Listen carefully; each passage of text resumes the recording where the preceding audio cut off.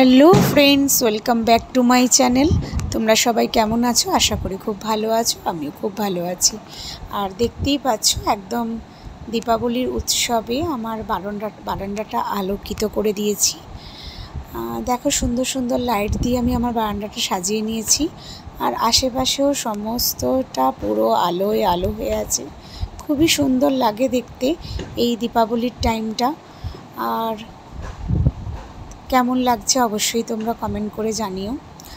আর একটা হচ্ছে 14 প্রদীপ দিয়ে সাজাতে হবে, তো সেই কারণে আমরা দেখো বসে পড়েছি প্রদীপগুলোকে ডেকোরেশন করার জন্য। মাটির প্রদীপ বাজার থেকে কিনে আনা হয়েছে, তো এবার সেটাকে আমরা কিছুক্ষণ জলে ডুবিয়ে রেখেছিলাম। এবার সেটা ভিজে গেলে তারপর একটা শুকনো কাপড় দিয়ে মুছে আমরা ফেব্রিক কালার রঙ্গোলি কালার দু রকম কালার দিয়ে সেটাকে ডেকোরেশন করছি। প্রতিটা প্রদীপ চেষ্টা করব আলাদা আলাদা রকমের কালার করতে। দেখা যাক কতটা কি করতে পারি, সঙ্গে থাকো। আর অবশ্যই তোমরাও ভিডিওটা দেখতে পুরোটা দেখার অনুরোধ রইল, তাহলে বুঝতে পারবে যে আমি কিভাবে কালারটা করছি।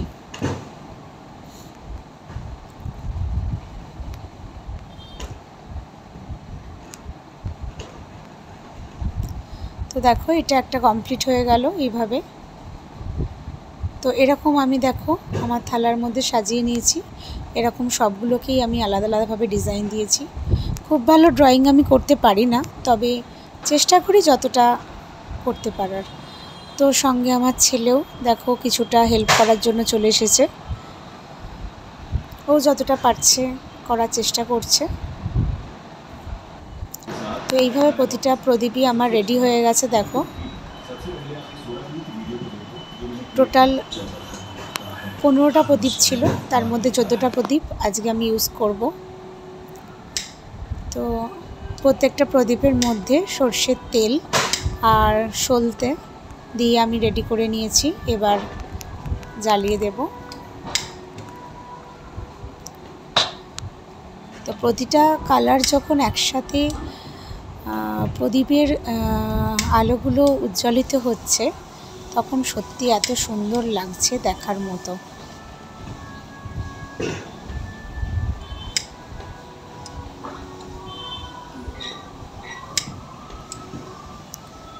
তো দেখো প্রত্যেকটা আর প্রদীপের সলতেতে আমি একটু করে কর্পূর লাগিয়ে নিয়েছিলাম যাতে আগুনটা তাড়াতাড়ি জ্বলে যায়। একটা থালার মধ্যে সবগুলো ধরেনি, তো সেটার জন্য আমি আরও 4টে প্রদীপ আর একটা ছোট থালার মধ্যে নিয়ে নিয়েছি। এবার সন্ধে আরতিটা করে নেব আমার গোপুসোনার সামনে। প্রদীপগুলো সমস্ত আমি ঠাকুরের সামনেই জ্বালালাম। এবার গোপালকে পুজো দিয়ে তারপর ঘরের সমস্ত দরজায় বারান্দায় আমি প্রদীপগুলো দিয়ে দেব। তো তোমরাও এই আইডিয়াটা করতে পারো, প্রত্যেকটা প্রদীপ একটু ডেকোরেশন করে তোমরা জ্বালাতে পারো, তাতে অনেক দেখতে সুন্দর লাগে। এবার পুজোটা করে নিচ্ছি।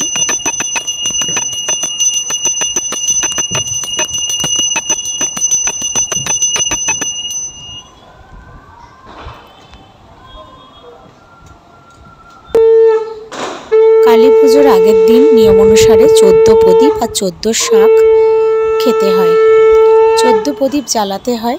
তো এটা কালী পুজোর আগের দিন। তো এইভাবে দেখো আমি গোপুসোনার সামনে একদম আরতি করে নিলাম। নিয়ে প্রদীপগুলো যথাসানে এবার আমি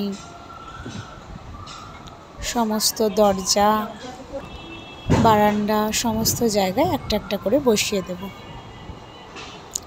দেখো 2 দরজার ধারে আমি 2টো দিয়ে দিলাম, আর একটা দরজার ধারে আমি দিয়ে দিলাম। অবশ্যই রান্নাঘরের সামনে দিতে হবে, বাইরে সদর দরজায় দিতে হবে। আর এবার চলে এসেছি আমি বারান্দাতে। দেখো বারান্দাতে একটু আমি ভিতরে করে দিচ্ছি, কারণ একদম সাইডে করে দিলে পড়ে যাওয়ার ভয় থাকতে পারে, সেই জন্য। আর অবশ্যই তুলসী তলাতে দিতে হবে। তুলসী মঞ্চের সামনে অবশ্যই প্রদীপ দিতে হবে। মা তুলসীকে প্রদীপ দেখিয়ে মঞ্চের সামনে প্রদীপ দিতে হবে।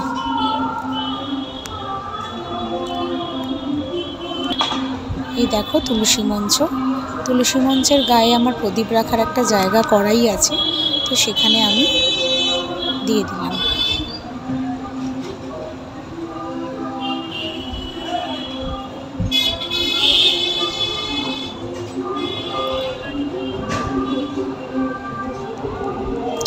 আর বাকিগুলো বারান্দাতে আমি সবগুলো সাজিয়ে দিলাম। তো এত হাওয়া দিচ্ছিল, প্রদীপগুলো নিভে যাচ্ছিল, তো আবার আমি সেগুলোকে, যেগুলো নিভে যাচ্ছিল সেগুলোকে আরেকটু তেল দিয়ে আমি জ্বালিয়ে দিয়েছি।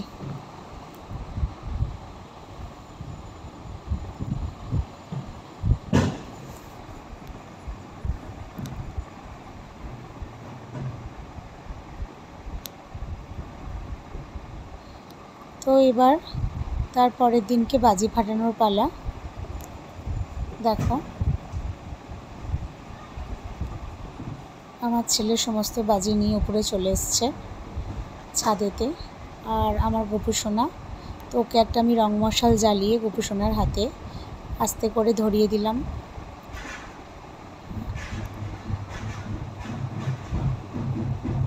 দুই ভাইয়ে বাজি ফাটানো শুরু। পাশে আরও ফ্ল্যাটের অন্যান্য জনেরাও এসেছিল ছাদেতে, একই সঙ্গেই বাজি ফাটানো হচ্ছিল। চারিদিক একদম সুন্দর আলোয় আলোকিত, দেখে খুব সুন্দর লাগছে।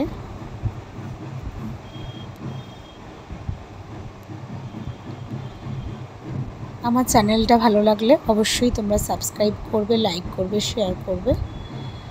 আজকের মতো এটুকুই। হরে কৃষ্ণ, রাধে রাধে।